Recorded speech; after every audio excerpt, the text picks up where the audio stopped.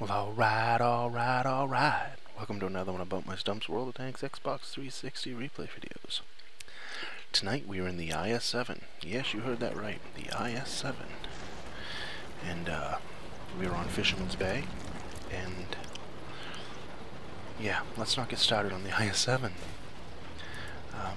I got rid of the IS-8 and I XP'd past it.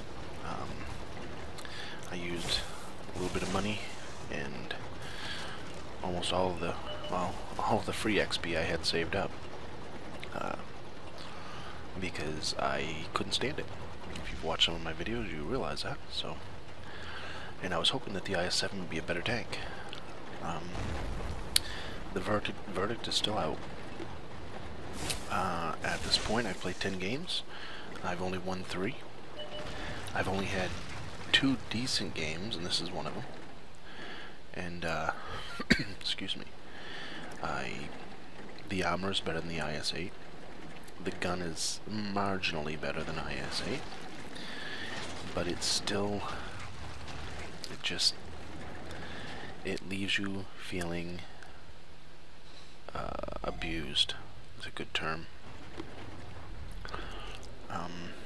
A normal tank, I probably would have taken that shot, but this is one of those, you know, Russian tanks. It's hit or miss. Slow reload, of course. Slow aim. Slow turret traverse. And yeah, I couldn't get out of the IS-8 quick enough. I've been trying to XP through it, but my typical games in the IS-8 were 700 XP, 400 XP, the occasional 1500 XP. But it seemed like most of the games I got into, the team was just horrendous. And I've played like 10 games in this, and I have 3 wins.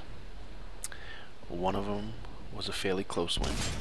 The other 2 were pretty much like this one for the most part. And the bad thing about it is the losses outside of one have all been complete idiot teams, where I think, here's some examples. It was 3 on 8 in one game. It was 7 on 7 at one point in one game, and then 2 minutes later it was 1 on 7 or 1 on 6. Another game, it was, I don't know, I don't remember them all. I know there's not, 10 games isn't a lot, but every game seems to be, the team I'm on gets decimated, and there's 8 teams left on the other, 8 tanks on the other team. 9 tanks, 12 tanks, 7 tanks. And so it makes me wonder if the matchmaker puts this in. Yeah, you wouldn't think it would, but my brain thinks, oddly. And it makes me wonder if the matchmaker, when you're in an IS-7 or an IS-8, puts a bunch of lower ranked players on your team and you're supposed to carry them every time. Which is all said and, that's all good and hey, yippee-yi-ki-yi-yay. But the tank's not good enough to do it. That should have hit. Maybe I'm used to the American, like the T-57, where the gun is so punchy, when you pull the trigger, it's at the destination. This has kind of a lob time to it. So maybe that's part of it. But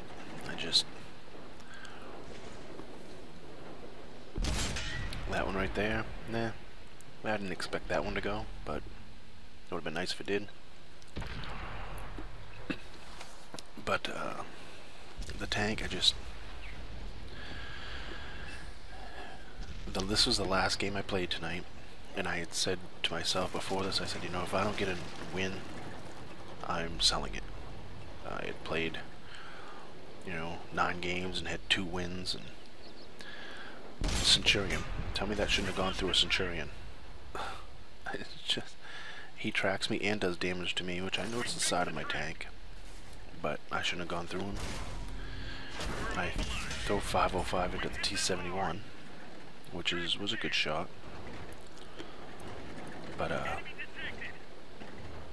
this tank leaves you. I would rather play my 103, my E5, my T57, my M48 or M46 Patton, all before this tank. And granted, I have a pretty small sampling with only playing 10 games so far, but I've played quite a few in the IS-8, and this acts just like the IS-8, with a slightly better gun and a little bit better armor. We took a big chunk out of that AT-15, and that Centurion, which I should have already half decimated, hits me again. And I don't take the shot because if I couldn't go through it before, I'm not going to go through it this time, right?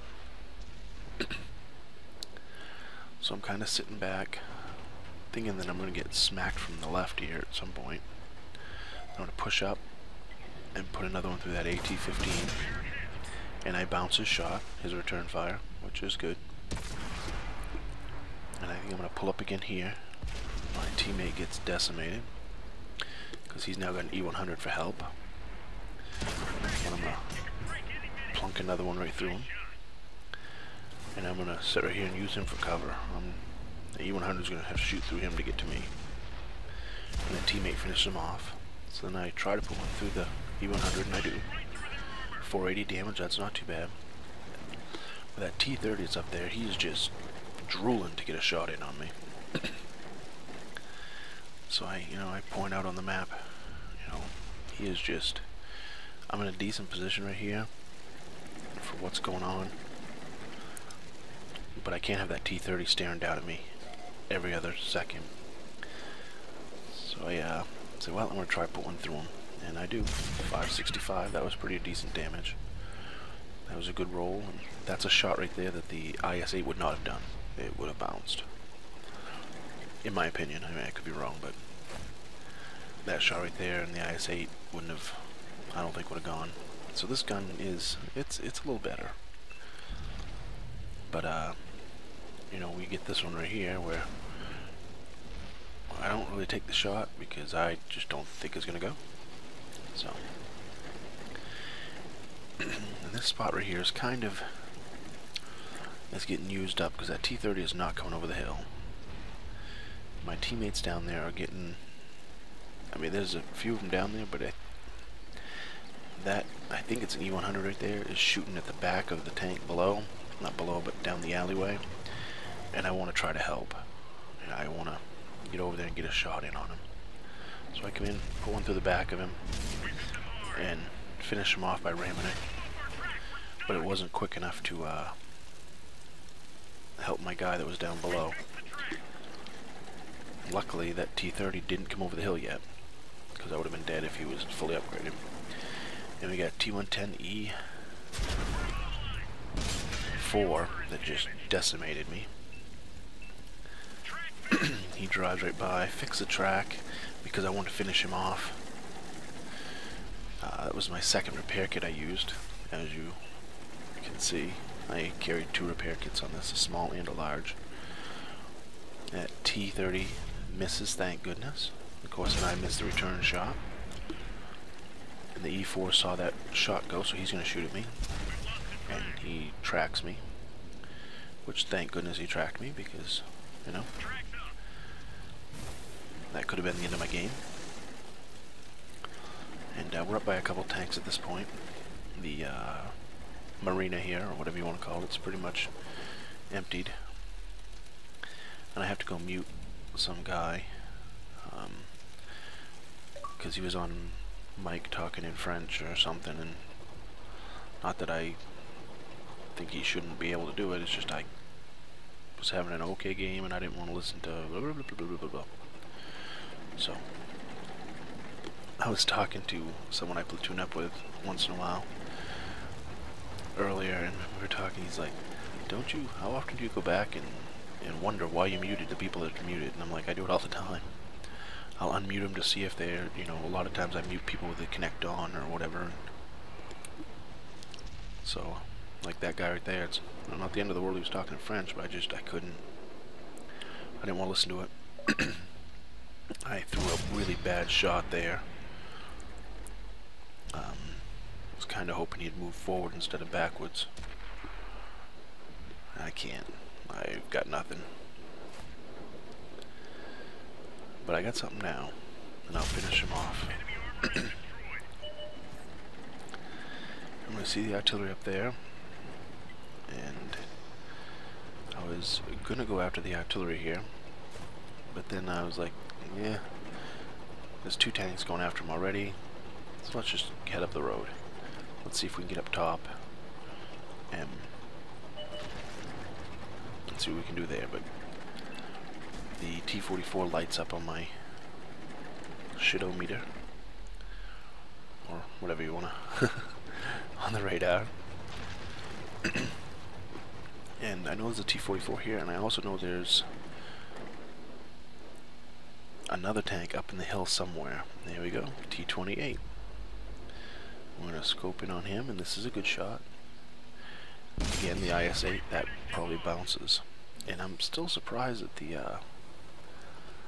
artillery wasn't taken out at that point. So I was like looking down at things, seeing, are they gonna get him? They're gonna get him down at the mini-map.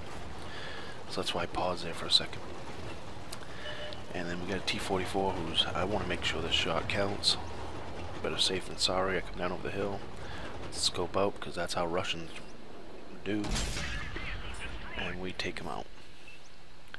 I find previous tanks that scoping out and shooting like that, a lot of times it gets you the shot better than staying scoped in. So